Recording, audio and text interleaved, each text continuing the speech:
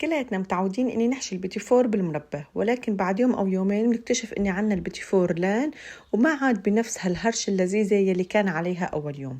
كتير أسرار رح أحكيها عن نجاح البيتي فور، طريقة التحضير وكمان المقادير.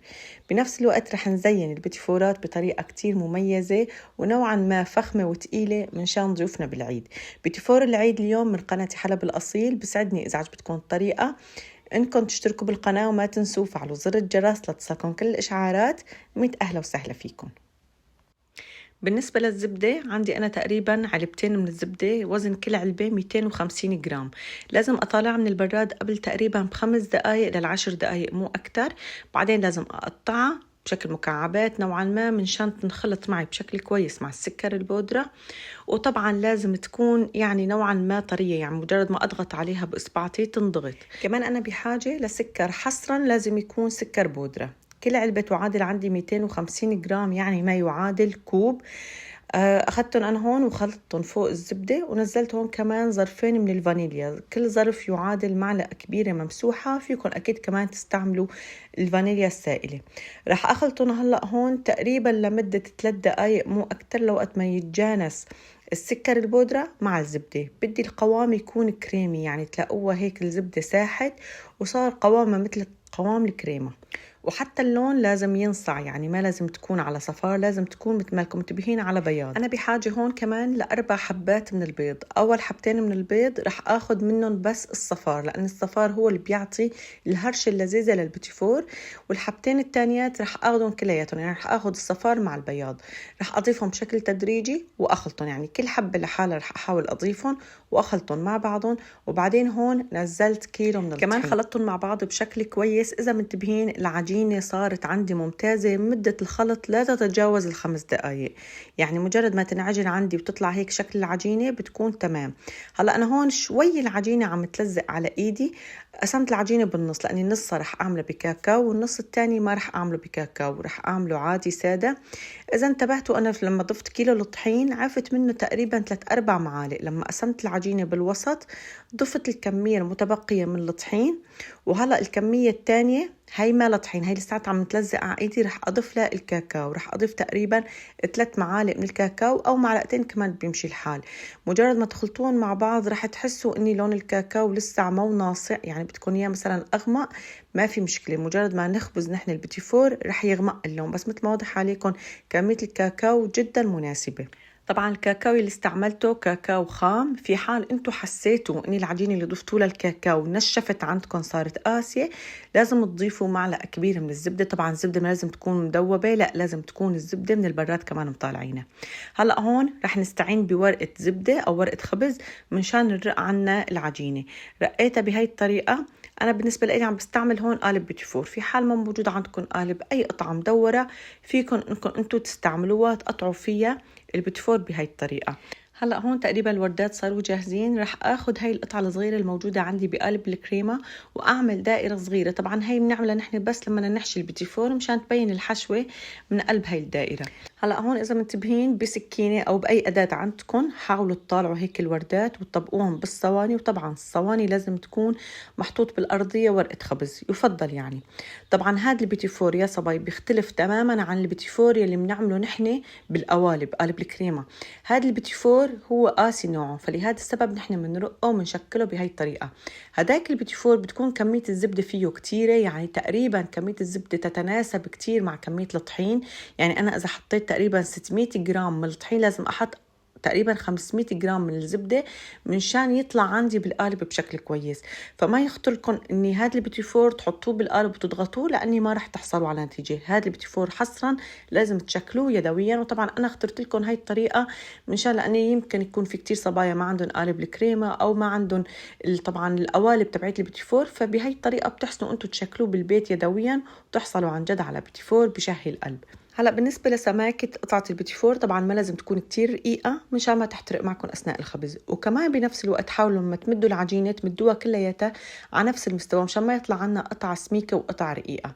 صراحة أنا عديت القطع اللي موجودين مثل ما واضح عليكم من دون فتحة في الوسط تقريبا 20 قطعة. عملت بالمقابل كمان 20 قطعة مع فتحة اللي قطعناها نحن طبعا بقالب الكريمة منشان لما نطبقنا على بعضهم يطلعوا نفس العدد. هلا هون دخلتهم على فرن مثل ما واضح عليكم على الرف الاوسط. مده الخبز لا تتجاوز من تقريبا من 8 دقائق ل10 دقائق اكثر شيء. صاروا جاهزين. طبعا درجه الحراره اللي عم بشتغل فيها 200. هلا هون كمان بلشت اشكل البيتي فور كمان مثل ما انتبهتوا يدويا. عم بحاول قدر الامكان اعطيكم افكار بسيطه مشان تحسنوا تطبقوها انتم في البيت. عم بعملهم بشكل دائري وبضغط عليهم بالشوكه لاحصل على هذا المقاس. اكيد البيتي فور بينفش اثناء الخبز، واكيد كمان طريقه تشكيله احتمال نتعذب فيها اذا كانت عندنا درجه الحراره مرتفعه. فبتلاقوا اني عم تشقق عندكم العجينه، بردوها لمده 3-4 دقائق وبعدين رجعوا وكملوا فيها.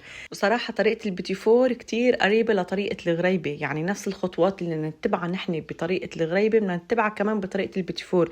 لما بتلاقوا الغريبة شققت عندكم بتبردوها وبعدين بتطلعوها بتشتغلوا فيها. نفس الشيء بالبيتي فور، نحن عم نشتغل بالزبدة والطحين والسكر البودرة، هدول بيسيحوا على الحرارة. فإذا حسيتوا إن العجينة عم تشقق عم تعذبكم بالتشكيل، هي بحاجة بس لتبريد لمدة 3-4 دقائق بالبراد وبعدين بتكملوا بتشتغلوا فيها. أحيانا أنا هون وأنا عم بشتغل القطعة لما بشكلها وبحسها شقت عندي بتركها، لأن بتكون هي أخذت هون حرارة إيدي وساحت. باخد قطعة تانية لأني أنا عندي الجو شوي فيه برودة، فبتلاقوا هيك بعد شوي ردت بردت القطعة واشتغلت فيها وشكلتها وصارت تمام. وصراحة في كتير طرق لتشكيل البيتي فور من دون قوالب. فيكم كمان إذا ما حبيتوا إنكم تزينوا البيتي فور أو ما حبيتوا إنكم تكلفوه أكتر، فيكم تشكلوه بطريقة بحيث إني هو يكون مزين حاله لحاله. أنا صراحة أحيانا بعمل هاي الطريقة، بعمل رول من العجين البيضة ورول من العجينة الكاكاو وبمدهم هيك مع بعضهم فبتجانسوا كلياتهم الألوان مع بعضهم. وبعدين ببلش بقطعهم تقريبا بمسافة سنتي بين كل قطعة وقطعة، وبعدين بدورهم على إيدي وبضغط عليهم ضغطة بالصينية. بتلاقوا هيك طلعت قطعة البيتي فور، يعني هيك مزيج بين العجين البيضة والعجينة الكاكاو، وطلع شكلها كتير حلو. وصراحة بتتقدم هيك جنب فنجان القهوة من دون أبدا تزيين وشوكولا وكلفة، وبتطلع كمان شكلها كتير حلو. أكيد نفس الطعمة، طعمته تكون كتير لذيذة وطيبة. هلا هون كمان الصواني صاروا جاهزين، كمان دخلتهم على الفرن بنفس الوقت الزمني وبنفس الطريقة. هلا رح نبلش نحن نزين البيتي فور. صراحة أنا بالنسبة لي حبيت أفرجيكم أول شيء قطعة البيتي فور شلون سماكتها وشلون حجمها وشلون هيك لونها عن جد. طبعا قطعة الكاكاو ما لازم يختلف لونها، يعني ما لازم تغمق أو تحترق. انتبهوا عليها وراقبوها أثناء الخبز.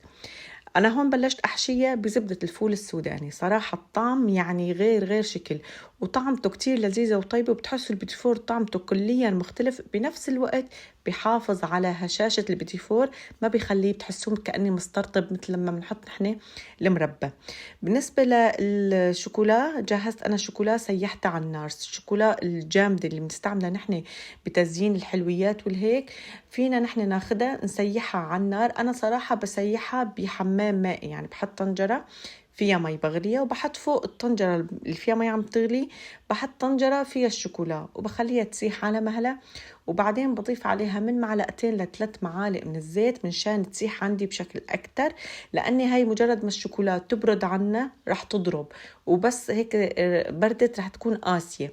فأنا بطريها شوي ب2 من الزيت النباتي، مثل ما وضح لكم قوامها ولمعتها بشهي القلب. بالنسبة للتغطية، أنا استعملت صراحة فستق حلبي مطحون، استعملت كمان لوز مكسر، واستعملت كمان اللي نحن بنقول قطع الشوكولا المقطعة الشتغويزل يعني. ففيكم انتم تختاروا اللي بدكم اياه. صراحة بالفستق الحلبي بتطلع كتير أفخم كضيافة عيد وبالمكسرات، وبالنسبة للشتغويزل بتطلع كتير لذيذة وطيبة إذا أجاكم ضيوف بالعيد. دائما الأطفال بيفضلوا هاي الطعمة من البيتي فور. مثل ما واضح لكم عم بلتهم لتة بالشوكولا، بمسحهم شوي، بنتظر عليها لمدة ثواني شي الشوكولا كلها تسيح المتبقية يعني، وبعدين بلتها يا بالفستق الحلبي وعم بستعين بالشوكة منشان قدر الإمكان أغطيها من جميع الأطراف. طبعا إذا منتبهين ما شاء الله، وكان يعني البيتي فور بشهي القلب، لونه كتير جميل وحلو. صراحة أنا بالنسبة لي هذا النوع من البيتي فور ما بحبه إني ياخد حرارة، يعني ما بحب يغير لونه. إذا انتبهتوا مغير لونه بس من الأرضية، هذا دليل على إني الخبز ممتاز. على الوش أنا ما بدي يغير لونه، يعني ما بدي يعطي اللون البني أو الأشقر. بحب يعطي لون الأشقر لما بكون عم بعمل بيتي فور اللي بحطه بالقوالب بقلب الكريمة يعني وبضغطه. ولكن هذا النوع من البيتي فور بحبه يبقى هيك مثل ما هو بحاله، لون الكاكاو مو متغير ولون البيتي فور الأبيض كمان مو متغير. صراحة التزموا بالطريقة والتزموا بالمقادير وإن شاء الله رح تنجح معكم ويطلع عندكم البيتي فور بشاحي القلب مثل ما وضح عليكم. صراحة أطيب من أفخم أنواع البيتي فورات. يعني لما نحن بدنا نروح على محل ونشتري هيك أنواع من البيتي فور رح تلاقوا صراحة سعرها كتير غالي، ولكن مثل ما لكم منتبهين حصرت اللهم صل على النبي على كمية كتير وفيرة من كيلو واحد من الطحين. وكمان الكلفة أنا كلفته بالطريقة اللي أنا بدي إياها، وطبعا كان أوفر وكان اقتصادي أكتر من البيتي فور يلي بنشتريه من محلات الحلويات.